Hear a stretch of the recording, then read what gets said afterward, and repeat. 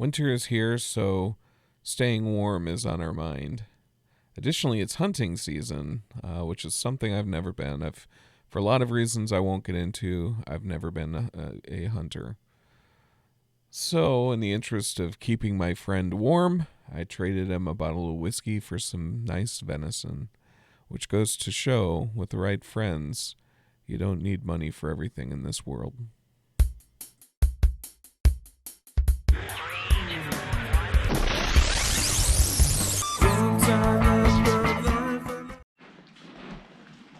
Alexa, kitchen lights on.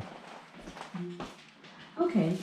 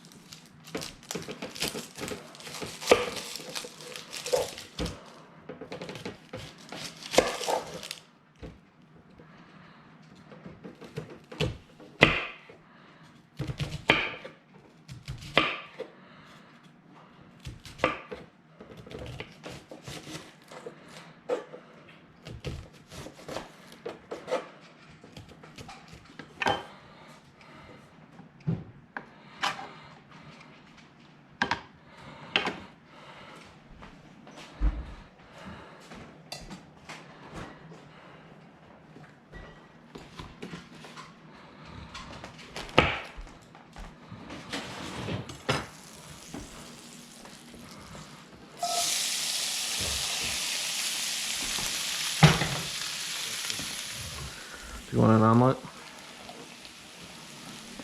Okay, can you grab me some eggs and the ham? Put a little of that in.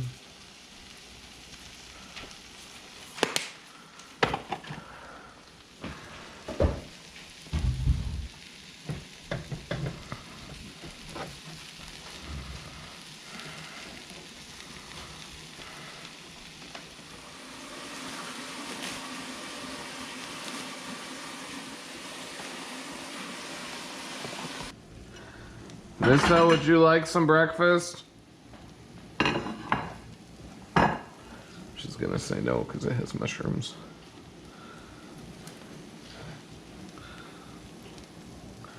But I know my lovely bride is in.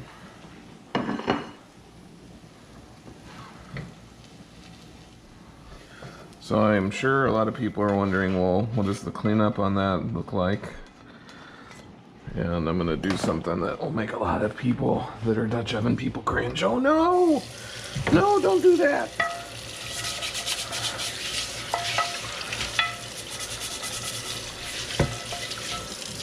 So what I'll do is that, just a quick scrub, put a little bit in the base, put it on the heat.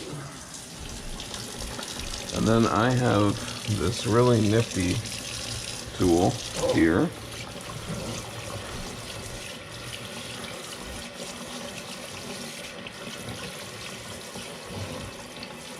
And actually, you know, if it wasn't for the fact that I was dealing in eggs and cheese, which are notoriously hard to clean, I wouldn't probably do this. I would just run a rag over this. But since we were dealing with eggs and cheese, this is what I'll do.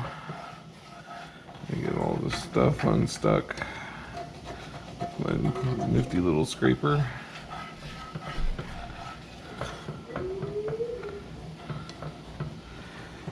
Take it back over to the sink.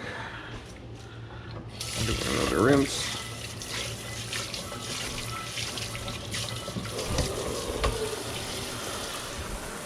And now I let that sit on the heat. That'll evaporate the water. And at the same time it opens up the pores, because the very next step is oil.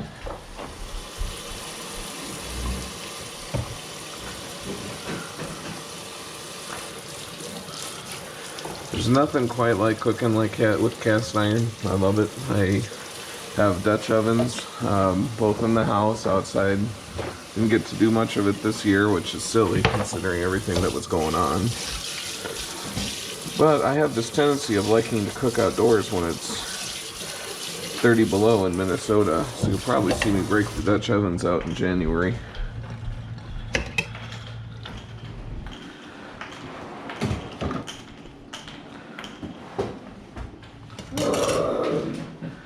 Okay, we're about to the point where I can season that. I see a little bit of egg I'm going to try to get out.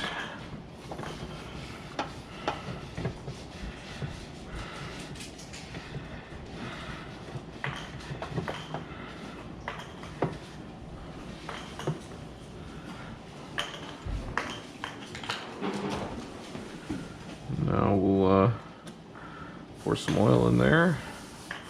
Kind of let that move around, work itself in. I'm back in the F-150. As I mentioned over breakfast, friends of mine had some surgery with their puppy, a German Shepherd who was a victim of a hit and run, and basically they had to amputate part of her leg. So we have some cotton shirts and other things that they're asking for, and I'm on my way to take those over now. Usually I take you on this trip on 2 wheels, but we can do it in the truck too.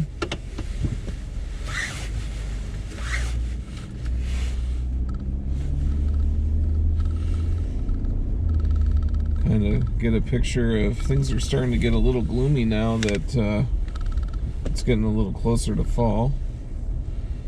We'll go the other way. It's getting closer to winter. Actually, go this way. We'll go by the vineyard.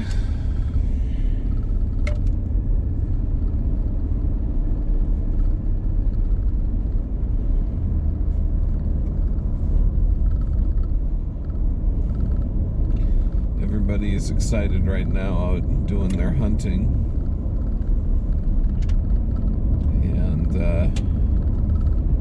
like I said earlier, right now is a good time to start thinking about cooking more meals. Let's see if I can get a better shot.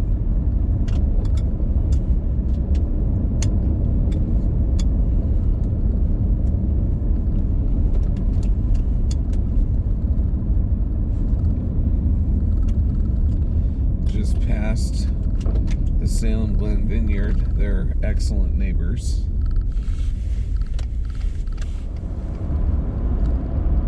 Really miss riding already.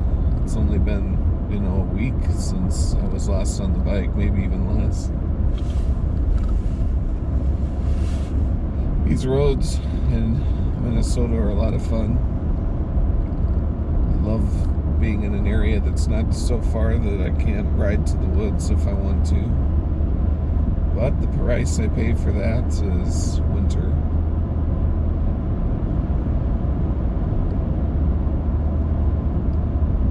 Right now, a lot of Rochester is shut down. The governor just made a request that gatherings no larger than 4 happen for Thanksgiving, and the restaurants and the bars are all shut down. Gyms, although it's interesting that one of the local gyms is protesting and refusing to close its doors. So, there's been a lot of angst because there's threats of fines and things like that. Just truly bizarre times. I would have never thought I'd see anything like this. But I guess the pandemic itself is unprecedented, so with the vaccines coming out and such, I'm hoping that things get back to a semblance of normal, because I'm not sure if my sanity can take not traveling for another season. So I'll just keep my fingers crossed and hope for the best. I know everybody's doing everything that they can and doing their best to bring us back to a sense of normality. This was my normal route to go to work. being a technologist, I have the opportunity now to work from home 100%. I've worked remote before. I did it for 7 years. Worked for a company in La Crosse and went in once a week and worked from home the rest of the time.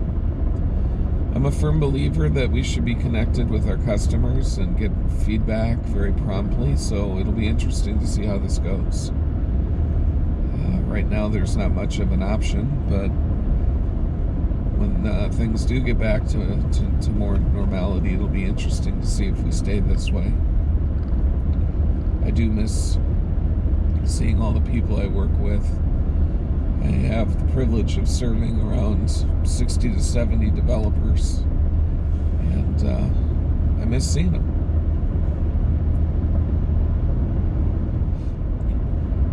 Coming up on an Isaac Walton Reserve. I've not walked this trail, but Amanda likes to.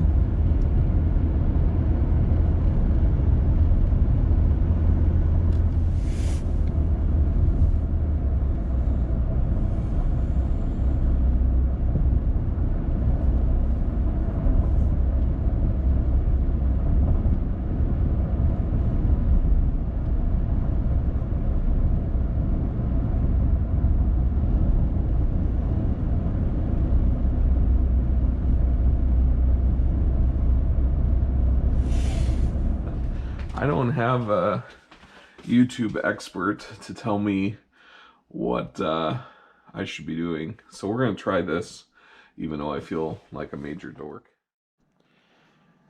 So I thought I'd go through the garage and just kind of talk about some of the plans. I did do some work today because I had a little bit of rust on the frame. And being very careful of batteries, there is this rust remover goop that basically I put on, let it dry, and then we went over it with Rust-Oleum. So just a little preventative maintenance to make sure the frame stays in check. Now this bike is being put together in the theme of famine, which is one of the 4 horsemen of the apocalypse. We're going to go away from the T-bars actually, and I've got some apes that we're going to put on this bike. There's a new tank coming in, and a friend of mine is going to help me custom paint. Hello, Katie. Got my kitty in here keeping me company. So, and there may be some other goodies to go along with this as well. Switching attention over to the 883, I've got a new tank, a new front fender, and a new rear fender on order. This is going to be more of a bobber theme. And this is...